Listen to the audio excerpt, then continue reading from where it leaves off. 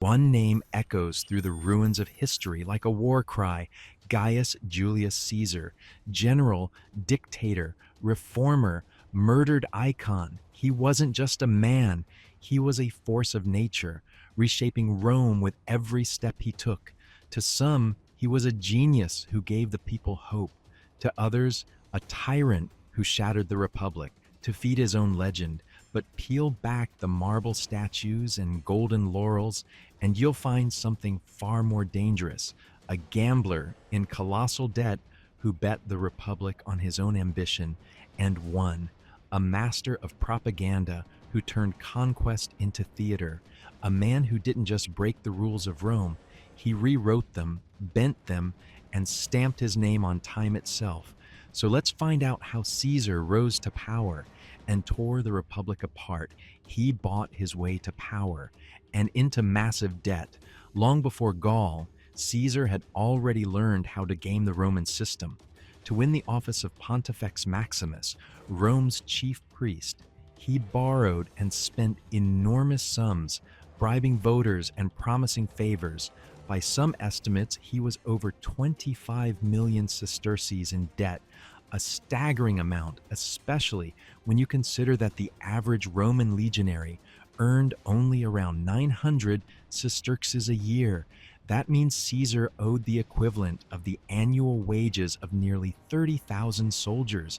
It would be the modern equivalent of tens or even hundreds of millions of dollars, depending on how you measure ancient buying power. But it didn't matter. Political office meant provincial command. Provincial command meant plunder.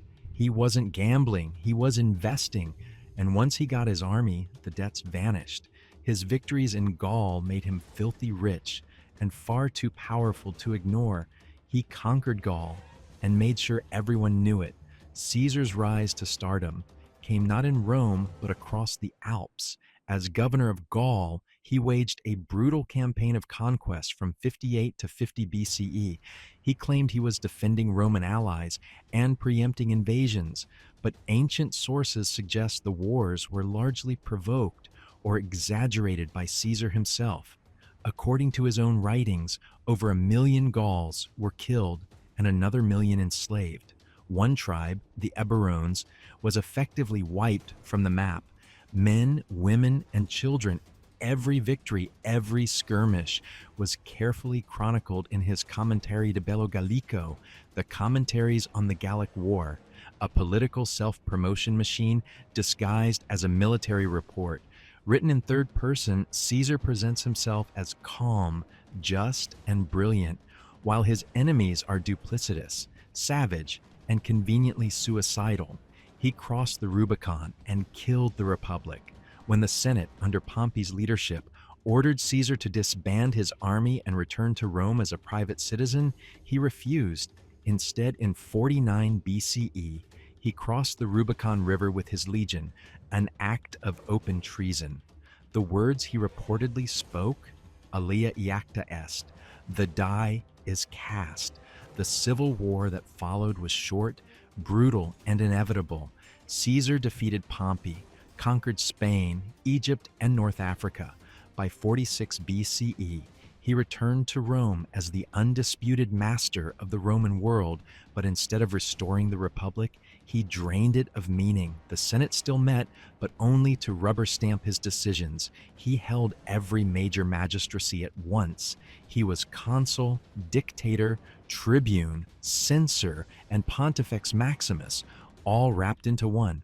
The Republic was breathing, but barely. He claimed to fight for the people, but ruled for himself. Caesar's public image was one of a populist, a man of the plebs. He passed grain laws, debt relief, colonization for veterans, and expanded citizenship.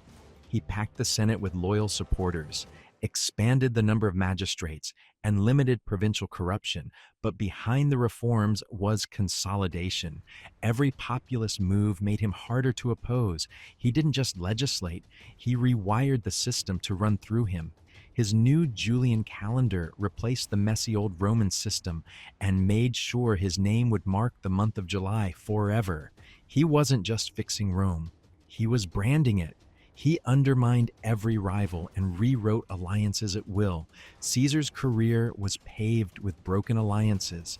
He and Pompey had once been allies, married into each other's families, but Caesar's success made Pompey jealous, and Caesar made sure the divide widened. He used the populist Clodius to cause chaos in the city while acting aloof. He alternated between loyalty and betrayal, depending on what moved the board. Even Cleopatra, queen of Egypt and mother of his illegitimate son Caesarion, was a political partnership first and foremost. He left her in Alexandria with no real power or promise. Everything in Caesar's world was transactional, except ambition. He wanted a crown and made sure you knew it. In 44 BCE, Caesar was appointed dictator for life. Temples were built in his honor. Statues showed him with a crown of stars. Priests sacrificed to his genius. He sat on a gilded throne during Senate meetings, and on the streets, rumors swirled. Would he declare himself king? The final straw may have come when Mark Antony offered him a diadem during the Lupercalia festival. Caesar refused it theatrically, but by then the message was clear. This wasn't a man stepping down. This was a man stepping up to the role of a monarch, just without the title. His death was meant to save the Republic, but it lit the match that burned it down. On the Ides of March, 44 BCE, a group of senators stabbed Caesar 23 times in the theater of Pompey. Some were former allies, even friends. They called themselves liberatora, defenders of the Republic. But the irony was thick. They killed Caesar in the name of liberty and ended up plunging Rome into another civil war. His funeral was a masterclass in emotional propaganda. Mark Antony read Caesar's will, which gave money and land to the Roman people, and held up Caesar's bloody robe for all to see. The crowd rioted. The assassins fled. The Republic didn't rise. It burned. He died and became a god. A comet appeared in the sky shortly after his death, a sign, people said, of Caesar's soul ascending to the heavens. Within a year, the Senate declared him Divus Julius, the divine Julius. His heir Octavian seized on that divinity and branded himself Divi Filius, son of a god.